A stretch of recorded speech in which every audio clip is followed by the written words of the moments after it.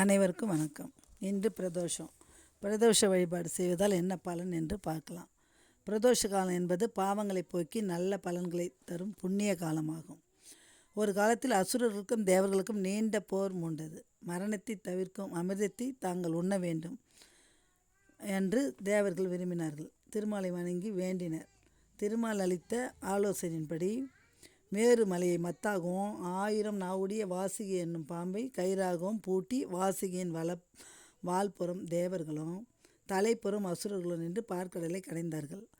திருமால் கூர்ம அவதாரம் எடுத்து மேருமலையை தாங்கினார். வாசுகியின் பெரிய உடல் மந்திர மலையில் தேய்ந்ததால் உடல் வலி தாங்காது தனது 1000 வாயினாலும் விஷத்தை உமிழ்ந்தது. திருப்பார்கடல் கடையப்பட்டதால் கடலின் அடியில் இருந்து விஷம் எழுந்து மேல் வந்து வாசுகி கக்கிய விஷத்துடன் கலந்து ஆழகால விஷமாக கொதித்தெழுந்தது. தேவர்கள் யாவரும் பயந்து ஓடினார்கள். திருக்கையிலை சென்றார்கள். நந்தி தேவரின் அனுமதி பெற்று சிவபெருமானின் திருவடி பணிந்து முறையிட்டனர். சிவபெருமான் தன் அருகிருந்த அனங்க தொண்டராம் சுந்தரரை அக்கொடிய நெஞ்சை கொண்டு வருமாறு பணித்தார். சுந்தரர் வந்து இறைவனின் மறு பிம்பமாவார். சுந்தரரும் அந்த விஷத்தை திரட்டி தன் கையில் எடுத்துன்னு வந்து சிவபெருமானிடம் கொடுத்தார். இதனால் அவர் ஆழகால சுந்தரர் என பெயர் பெற்றார். வெளியில் இருந்தால் ஆபத்து என்பதால் இறைவன் அந்த விஷத்தை அருந்தினார். அருகே இருந்த அன்னை பராசக்தியோ தம் கைகளால் சிவபெருமானின் கழுத்தை பிடித்து அந்த விஷம் உள்ளே இறங்காமல் கழுத்திலேயே தங்குமாறு செய்தார். இறைவன் கண்டம் நீல நிறமாயிற்று. இறைவன் திருநீலகண்டர் என்னும் பெயர் பெற்றார். சிவபெருமான் உண்ட நஞ்சு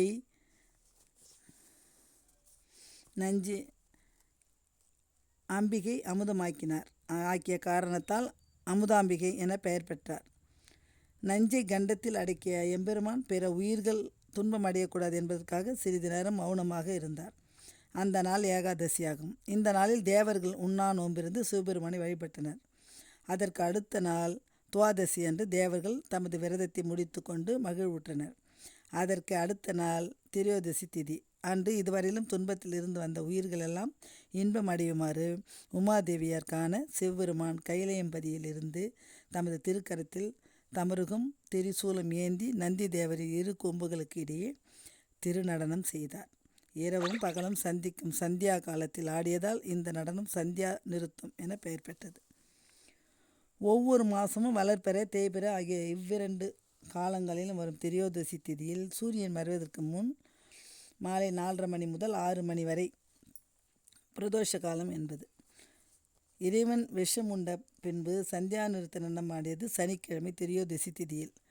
என்றும் சனிக்கிழமை வரும் பிரதோஷம் மகா பிரதோஷம் என மிக சிறப்புடையதாக புராணங்கள் சொல்கின்றன. இந்த பிரதோஷ காலங்களில் தவறாமல் கோவில்களுக்கு சென்று உள்ளன்புடன் மனம் உருகி இறைவனை வழிபட்டு வேண்டிக் கொண்டால் வேண்டுதல்கள் யாவும் பூர்த்தி அடைந்து நல்ல பலன்கள் அடைவது நிச்சயம். சிவபெருமான் விஷம் அருந்திய போது அங்கிருந்த திருநந்தி தேவர் தமது மூச்சு காற்றால் விஷத்தின் வேகத்தை இழுத்து கொண்டதால் அவரின் நாக்கு நீலம் நிறமாக மாறிற்று. மேலும் நந்தி தேவரின் இரு கொம்புகளுக்கிடையே இறைவன் திருநடம் செய்ததாலும் பிரதோஷ வழிபாட்டில் திருநந்தி சிறப்பிடம் பெறுகின்றார். பிரதோஷ வேளையில் சுவாமிக்கும் நந்தி தேவருக்கும் ஒரு சேர அபிஷேகமும் ஆராதனையும் நடைபெறும்.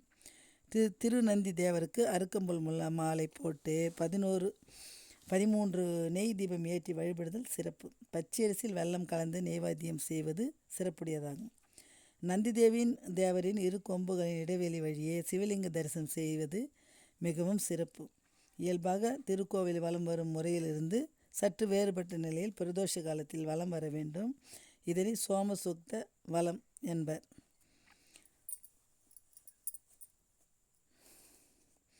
கடைசியில் வீடு திரும்பும்போது ஆத்ம பிரதர்ஷனம் தன்னைத்தானே சுற்றி கொள்ள வேண்டும். ஒரு முறை சிவசிவா என்று சொல்லிக்கொள்ள வேண்டும். பிரதோஷ காலத்தில் வழிபாடாற்றும் அன்பர்கள் அடையும் பலன்கள் அளவற்றவையாகும். நல்ல கணவன், நல்ல மனைவி, அறிவார்ந்த குழந்தைகள், அழியா செல்வம், நீண்ட ஆயுள், நோயற்ற வாழ்வு, வீடு பேறு பெறுவர். வறுமை, பயம், பாவம், மரண வேதனை முதலியவை நாம் கிட்ட அணுக மாட்டா. நன்றி, வணக்கம். திருச்சி.